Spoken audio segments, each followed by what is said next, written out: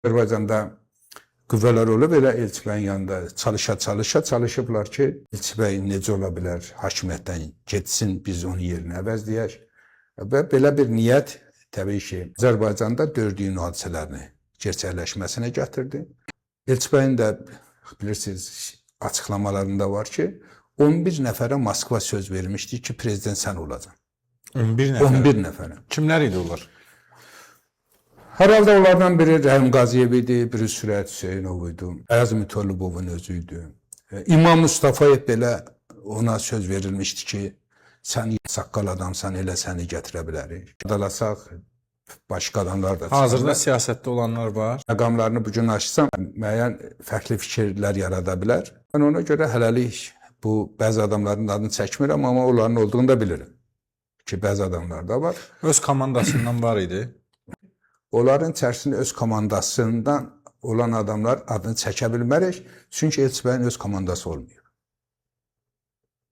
Necə yəni, başa düşmədim. Elçi bəy dönəmində yüksək vəzifələrə təyinat alan çox saylı insanlar olub. Amma onların heç birini Elçi bəyin komandası saymaq olmuyor.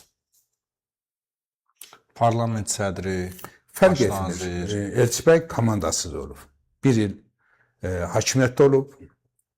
İdeyalarının böyük bir hissəsini gerçəkləşdirib.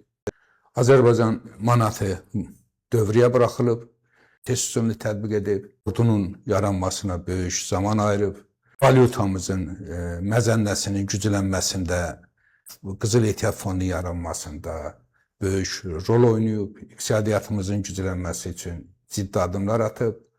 Bununla yanaşı da təbii ki, Rus ordusunu Sovetlər Birliyi içərisində olan dövlətlər içərisində ən tez olaraq Azərbaycandan bir mənalımasına nail olub. Sandır bəy, siz çox ciddi bir mesaj verdiniz, sonra da üzərindən keçdiniz. Dediniz ki, Elçi bəyin komandası olmayıb. Komandasız bəs bu bir il ərzində satılan... Təbii ki, Elçi bəyin xalqla olan bağlılığına, gücünə dayanıb, onları həyata keçirib.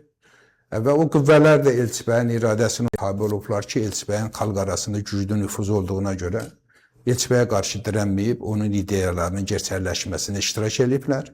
Amma zamanı gözləyiblər ki, nə zamansa Elçi bəyin ictimai nüfuzunu aşağı salacaqlar, sıfırlayandan sonra özlərinin niyyətlərini həyata keçirəcəklər. İndi daha bir sualım var. Yeri gəlmişkən, yadıma düşmüşkən bu məsələyə də aydınlıq gətirməyinizi istəyərəm.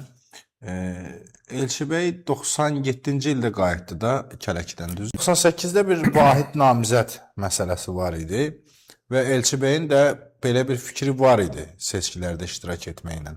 Sonra nə oldu ki? Elçi bəy bilirsiniz, açıqlama hər zaman vermişdi ki, mən prezident olmadım. Deyirsiniz ki, komandası olub, prezident olub. Elçi bəy də özü deyir ki, mən prezident olmadım ki.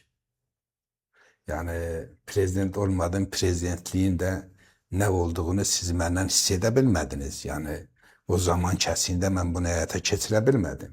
Amma prezident olacam deyirdi. Və təbii ki, özünün düşüncələri, fikirləri var idi ki, bəs bunu deyən Azərbaycan adına bu prezidentliyi gerçəkləşsin və tarixdə Elçi bəy şəxsində prezident necə olur, onu Azərbaycan görsün, bilsin, yaşasın. O, təbii ki, buna imkan verilmədi. Hətta o zaman Azərbaycanda çox saylı qüvvələr birliyin yaranmasında razılıqları var idi. Hətta dönəmin bütün siyasi qüvvələri Elçi bəyin vahid namizədliyini qəbul etsəydi, mən hesab edirəm ki, Azərbaycanda milli birlik bir müstəvisində bir konsepsiya gerçəkləşdirilə bilərdi ki, o konsepsiyanın da gerçəkləşməsinə Heydər Əliyevin də razılığı olacaq. Kimlər mane oldu? Azərbaycan o dönəm siyasi mühiti Azərbaycan qədər bağımsız deyil idi. Azərbaycan bağımsız deyildi, hər tərəfdən vurulurdu, dartılırdı.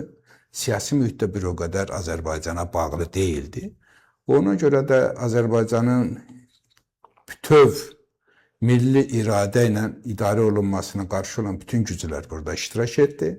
Amma təbii ki, burada bir çoxları bilirdi ki, Elçi bəyin namizədliyini dəstəkləsə belə onu dəstəkləməyən kimlərsə olacaq, bu proje iflasa uğrayacaq. Ona görə bir çoxsu dedi ki, mən razıyam. Əfsuslar olsun ki, o zaman Elçi bəyin vahid namizədliyinin qarşısını alan Müsavat Partiyasının başkanı İsa Qəmbər oldu. Niyə? Artıq ona sual vermək lazım. Deyin də bildiyiniz varsa deyin. Yox, deyirəm ki, o qarşısını aldı. Və vahid namizəd kimi bütün siyasi qüvvələr tərəfindən təsdiq olunmasına qarşı bir qırmızı işıq yandırdı. İndi siz sual verməlisiniz bir jurnalist kimi ki, siz bu addımı niyə atdınız? Təbii ki, o deyə bilər ki, mənim belə bir fikrim olub, o artıq dana bilməz. Onun söhbətin şahidləri dönəmin dərdinki partiya rəhbərlərinin böyük əksəriyyəti bunu bilir. Və Azərbaycan cəmiyyətində bu zaman mətbuatda belə yazılıb. Bəzi məqamları demək istəməzdim. O zaman İsa Qəmbər belə bir ifadə də işlədib. Bu dəfə qaçsa onun məsuliyyətini kim daşıyacaq?